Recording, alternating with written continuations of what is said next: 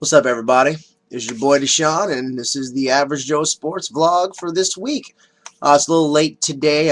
It's date night. I mean, what are you gonna do? Gotta take the lady out to go see a movie. However, it was a really awesome movie, but I don't do movie reviews. I talk about sports. So there, take it. But anyway, that being said, got a wonderful busy weekend for me especially. Got my boy's bachelor party tomorrow, and I also get to do some dancing as well, but I'll talk about that a little bit later.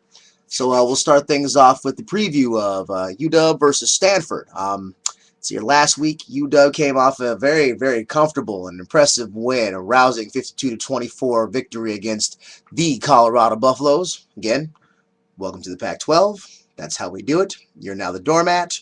Arizona and Arizona State don't have to play the redheaded stepchild anymore. That's yours and Utah's job now. I'm sorry. In 20 years, you can show up and play like the big boys. Love y'all, but hey, that's just the way it is. Keith Price had an amazing game. He was 21 of 28 for 257 yards. He played a very, very methodical game. Was able to move the ball up and down the field against Colorado's small yet speedy defense. The offensive line dominated the smaller defensive line of Colorado the whole game. I was there. I won't lie. I kind of got bored about the middle of the second half. Matter of fact, the game was so intact that two of my friends fell asleep in the stands. You know who you are. Yes, I'm making fun of you. Why? Because that was hilarious. So yeah, 52-24. Great game. Nick Montana actually got to see some action on Saturday as well. He went 2 of 2 for 10 yards and a sack fumble. Sack fumble was actually, in fact, his first snap from scrimmage as a Husky. And I mean, I don't blame him. I mean, hey, he was just happy to be there, going out there with the adulation of the fans and trying to do something, anything. You could have just handed the ball off to Chris Polk, but they decided to see how aggressive they could get with him, and well, they found out why you shouldn't necessarily do that. But again, we still won, and that's the important part. Also, note that UW after last week's game, we're actually ranked nationally. We're 25th in the supposed BCS polls that aren't out yet. But we're ranked 22nd in the USA Today coaches poll, which, in my opinion and in the opinion of a lot of other people, is the only poll that really counts. So, but I'll take being ranked 25th. I know one of my friends has a slight problem with this, mainly because he now feels that the Dogs as a whole are overrated. Let's get one thing straight. When you're in that bottom third of the BCS rankings or any of the main rankings, that 20 through 25 spot, that's a revolving door. You can be there one week and the next week you're not there. I mean, you can look at any poll and look at it and go and look at probably look at the last 4 weeks or so and go, the teams that were 20 to 25th then are not, most of them are not there now. Some of them moved up, but most of them, wound up dropping out of the poll. So those things happen. Again, we had a great win. So I'm not complaining about it. And also, it's going to be short-lived. We're playing number 8 Stanford and Andrew Luck. They came off I wouldn't necessarily say impressive victory over Washington State. Washington State actually kind of gave them a run for their money. But Andrew Luck was 26-36 for 336 yards and 1 interception, as a matter of fact. So, I guess that's a below average game for a Heisman Trophy candidate in Andrew Luck. So, but it's against Cougs. They still won. Didn't really matter. So they still got that win. That's great for them. This is going to be a challenge for the Dogs for this main reason. Andrew Luck flings the ball around to anybody. And again, the passing defense needs a lot of work. Even though we won comfortably against Colorado, there's still definite holes in our game.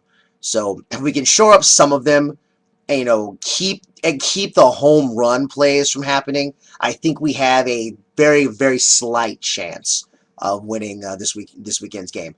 if we did win this weekend's game, I will call it and say we're going to win the Pac-12 North and possibly, dare I say it, make it to that, bowl game that has a parade on New Year's Day. So I'm just saying, I'm just, so I'm blowing smoke up people's butts right now. But I'm just saying, if it happens, I'm just going to call it, So just put it out there. I think all in all, I can't necessarily count this game as a win because I know for a fact that Stanford realizes that we as a team are improving. We're definitely a team that's going on the up and up. So they're going to be aware of that.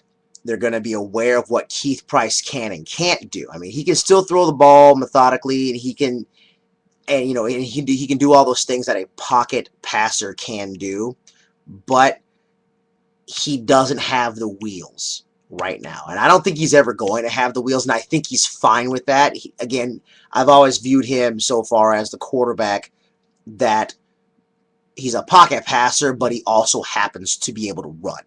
So he's still going to be able to use his feet as a weapon because the people on Stanford's defense may not necessarily expect it right away, but at the same time, their job is going to confuse the holy mess out of Keith Price. And it comes down to, can Keith Price spot what the defense is doing?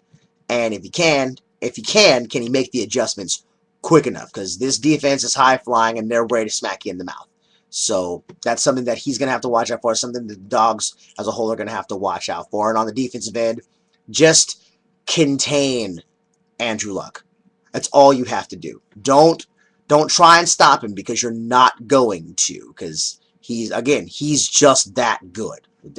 There's really not much else that can be said about it. So go Dogs. I'm pulling for a win, but I won't be surprised if we do lose. However, we're not going to get blown out. At least I hope not. Dogs, don't prove me wrong. I've been speaking highly positive about you guys all season. We've been scoring 30-plus points every game. So let's keep it up. Let's at least keep it interesting. That's all I ask for. In other news, Wazoo's playing Oregon State. Whoop-de-frickin-do. Welcome to Seattle. You're gonna have to come back You're gonna have to come back later on in the season so we can spank that ass anyways. Who cares? I don't care. So good luck to that. Go Beavs. And on to pro football because we all love football. It's a football Friday, kind of. My Raiders are playing the Kansas City Chiefs. Yeah, I said it. I don't like the Chiefs either. So because it's an AFC West rivalry game. Let's see here. Raiders last week had a rousing win over the Cleveland Browns, 24-17. Downside is that Jason Campbell is unfortunately out for the season with a broken clavicle, also known as a collarbone. And we also picked up Carson Palmer from Cincinnati, so he has come out of retirement. He's going to play in California, where he played before in college. He was a star quarterback at USC, so he's also working with the same offensive coordinator and wide receivers coach in Hugh Jackson.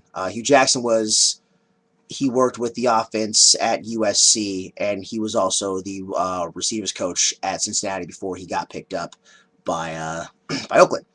So we hope that he's going to be the starter.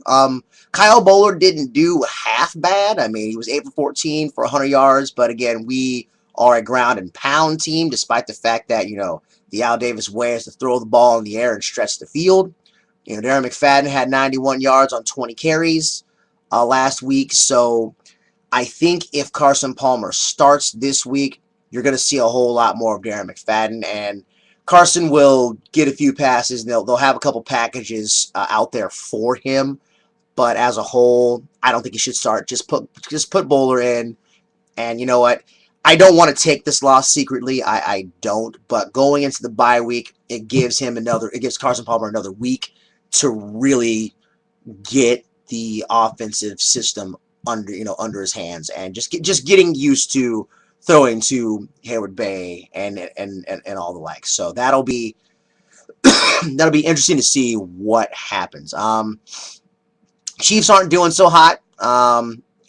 Matt Castle's not looking as great as he did last season. But hey, it's the chefs, and I'm gonna call this a win because I want to.